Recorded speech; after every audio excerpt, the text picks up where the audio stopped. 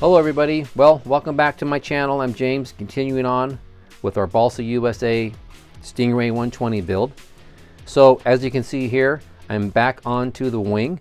In the last video, I finished up the fuselage of the build, and now I'm moving back onto the wing to do a few things here. And so in this video, what I'm going to be doing is constructing the servo mounting bays for the ailerons in each wing. So let me see here. So again, I'm going to be using the Hitec HS645MG servos, these ultra torque servos. And I have some material here that I'm going to be using, which I'm going to go over in just a few minutes. And I did want to point out that even though they show on the plans the location of the aileron servos in the wings, there's nothing written up in the actual instructions on how to do it. So basically, if you have this kit, you have to just do it based on the plans, which is okay. Here's enough information here, but I am going to do a little bit of a change up on it, which I'll explain to you in just a second. So let me get the camera rearranged so that we can take a look at the plan and take a look at a few other things, and I'll explain to you how I'm going to go about this, and then we'll get started on installing these. So let's start with what's on the plans here. Okay, so what they show here is they show some servo rails. They say spruce, but they don't give you any spruce in the kit. They do give you a hardwood, but it's not spruce. And then they show the aileron located right here. And then they show this little outlet, this push rod outlet, which looks like it's made out of some, some type of balsa, probably stock material, obviously, with a slot cut into it. And this is, let's see here, this is, I guess I'll count over from the center. It's the 1, 2, 3, it's the fourth sort of bay over, if you will, sort of in the center of the wing. And they only give you the drawing for the left wing and nothing on the right wing, but obviously you would just do sort of the opposite when you get to that side over there. So one thing that's a little bit interesting about this is that, and here's the section going through the wing itself, they show the servo inside the wing like this. And there's no access hatch or anything shown here on the plans. And so what I take away from this is that they basically will have you install the servo and then cover the wing. And I don't know, I'm not really fond of that because I like to be able to get to the servos if I have to, if I need to make adjustments. And if you have to do that, then you have to either cut your covering off, or you'd have to go ahead and make some type of an access panel. So that's fine though, but let me show you, that's fine if you want to do it that way, but let me show you what I'm going to do is a little bit different. I'm actually going to make a access panel that the servo is going to be mounted to, and then I'm going to screw that onto the wing, and that's how it's going to work. So what I'm going to do is what you would see pretty commonly on an ARF. If you bought an ARF and it had the servos mounted in a wing, you'll note that a lot of times they have the servo attached to a plate, like a plywood plate, a square plate. The servo will be attached to that plate. Actually, I'll do it like this. It'll be on or something like this, and then that plate will then screw down into the wing somewhere. You'll have some type of mounting for it to attach to, and that'll just kind of pop down into the wing, and then the only thing sticking out of the wing for a nice clean look would be just the control arm. And that's what I'm going to do here. I'm just basically going to take this scrap plywood. This is 1/8 inch thick plywood, craft plywood. This is from the Midwest, what is this? Midwest Products. And yeah, it's 1/8 of an inch thick. I'm just going to cut two pieces that are going to be as big as I need them. I'm going to attach it to the plate using some hardwood. I'm going to take this stock material here. I don't know what size this is. Looks like it's about a 1/2 inch by maybe a 1/4 inch piece of hardwood. I'm going to cut some blocks, some mounting blocks that I'm going to epoxy onto this plate here, and that's what the servo will attach to. Okay, so if you can imagine cutting some blocks like this so that the servo can screw into those, and that'll attach it onto the plate. And then the plate itself will then be screwed down into these sort of mounting rails that I'll put in the wing with some more hardwood material. And then around that, because of the fact that it's going to be sort of like a window, I need to have something that I can attach the covering to, the monocoat. So I'm going to step out on the outside of the mounting rails with another piece of wood, probably just some balsa strip material I'm thinking about. And I'll do it here and on the outside around it like this, just basically make a kind of like a window frame, if you will. And that's what the monocoat will attach to. So, and it should be pretty clean. I did this on, if you're familiar with the channel, you're kind of checking things out on my channel, I did this on the smoothie build. You could check that out if you're interested. I did the same thing. So it'll be like that. And then of course, I'm not going to have it as open as it's shown here. I'll probably cut it off. I'll do this, I'll have to span to the ribs in order for me to have something for the rails to hold on to. But then I'm only going to go probably, I don't know, somewhere in here. I'll put another piece in between here. In fact, I probably don't need to go all the way out. I drew it out here, but that probably won't need to do that because I'm actually going to bring it in, kind of close it off from here. So it'll be something like that actually. Probably let's not worry about this out here. So it'll look something like this. And once I get going on it and it starts to come together, it'll all make sense. And then, you know, as I've mentioned before, when you're scratch building something like this, you're kind of coming up with it as you go. Sometimes I have an idea, like right now I have an idea of how I want to do this. And then along the way, something may change and I may go, oh, you know, we got to do it this way. Maybe this makes more sense. Or, you know, maybe I'll get it all finished and after I did it, I'll look back and go, gee, I could have done that a little bit easier. So there's other ways to do this stuff. And I know that I'll get some comments on this, which are always good to have. And you all will be making some suggestions in that. So anyhow, there's many ways to skin a cat, as I've mentioned before, and we'll work through it.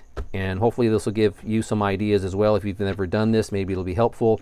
If you've done this a bunch, maybe you can send some tips over to me. Okay, all right, let me get this going and we'll see how it turns out. So the starting point is going to be the servo itself. Obviously the servo dimensions is what's going to be the controlling factor in how big everything has to be. So if you can imagine, I have to have enough room on this plate for not only for it to mount to have the mounting blocks here for the servo, but I have to have the plate has to be wide enough to then overlap and then be screwed into these cross braces here. So what I'm going to do is I'm going to start just like that. I'm going to cut my plywood pieces to where I think they need to be in terms of their dimension.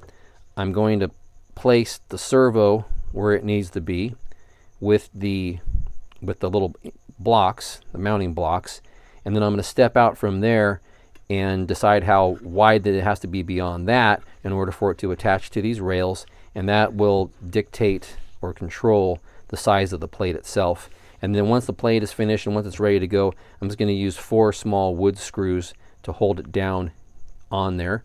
And like always, when I use a screw into the wood like this, I'll reinforce that or I'll strengthen that using our thin CA method. Also, I'm going to use the plan to locate the servo. So it's going to be somewhere right about there. And I'll just measure up to that point on the wing.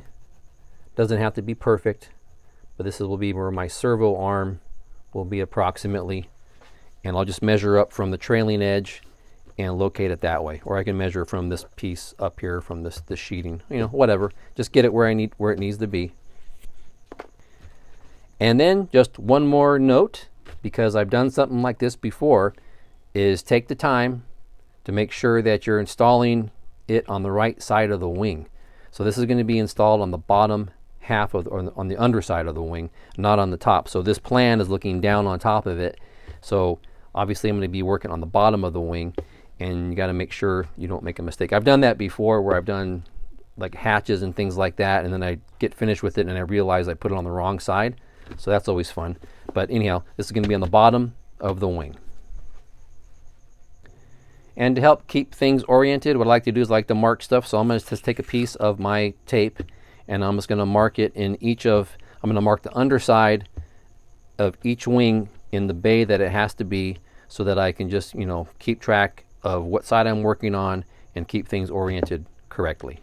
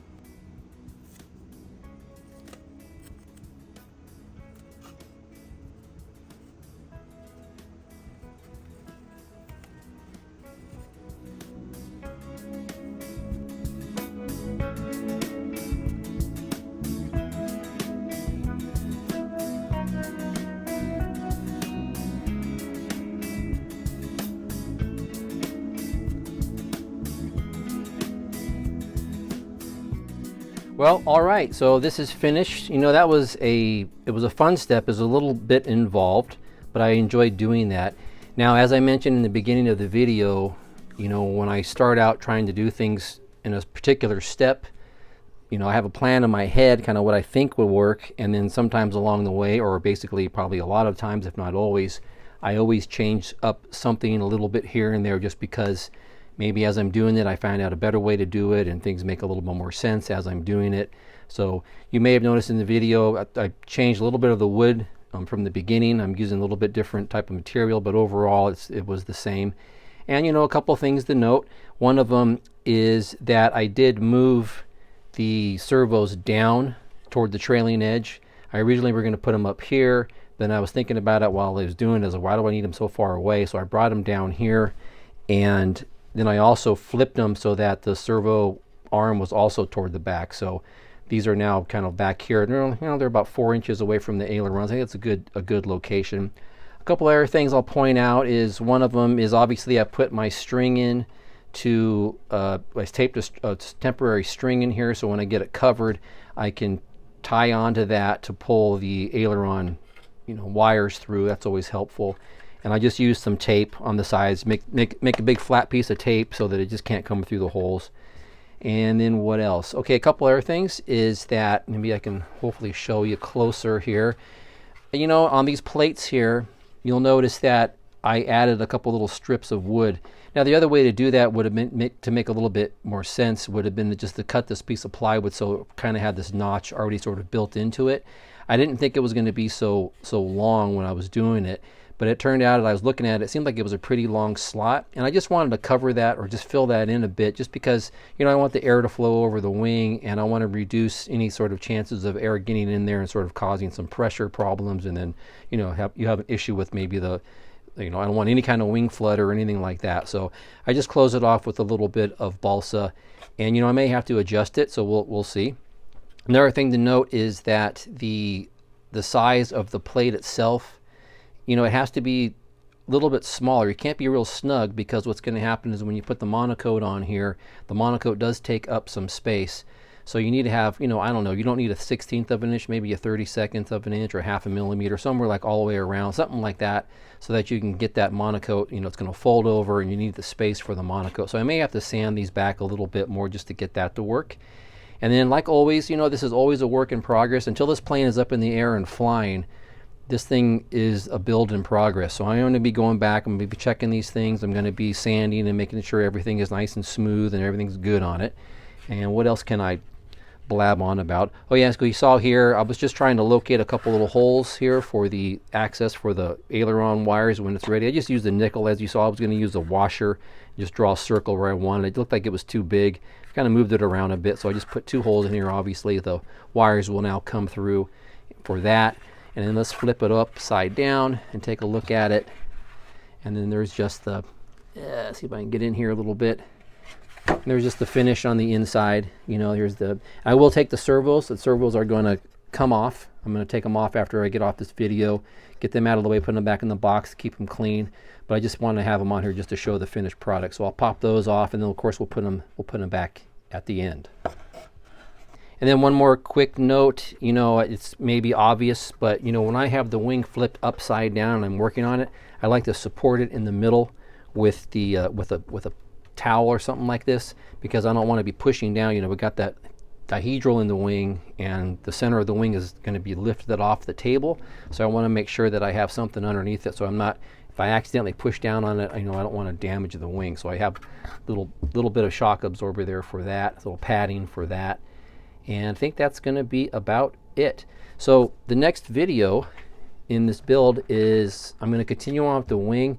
I'm going to shape the ailerons, and I need to put some filler inside of the trailing edge. So the trailing edge, if you remember, comes together. It's these 2 trailing edge pieces, and there's a little piece of like a strip in here, but it's basically hollow inside there. And this is how the smoothie was built. So I'm going to mark where my hinges are going to be, and I'm going to just put in some balsa filler just so that the hinges will have something to bite on to a little bit better. So I'm just going to locate where those are. I'm going to slide in a couple wedges here and there just to help with that. And then I also have to think about how I want to finish off the cockpit, and I purchased a canopy. I think it's a Dubrow or Sullivan. I'm not sure. We'll take a look at it, but I did purchase a canopy. Well, here, I just grabbed it. It's actually a SIG bubble canopy. And these are just sort of generic, and hopefully I can kind of cut it and fit it some way on here to have a little canopy on here. So we'll see how that goes. But in any case, all right, so thanks again for tagging along with me on this build. That was kind of a long step. But boy, I'm getting closer and closer here, so I'm really excited about that. So like always, thanks for watching my channel. I always appreciate it. Please keep the comments coming, and I know there's probably going to be a lot of different ways. Like I mentioned, there's a lot of different ways to do what I did here. So I expect to see some comments and some suggestions. So check those comments out, because those are always helpful to everybody, including me. Okay, so again, thanks for watching, and we'll see you next time.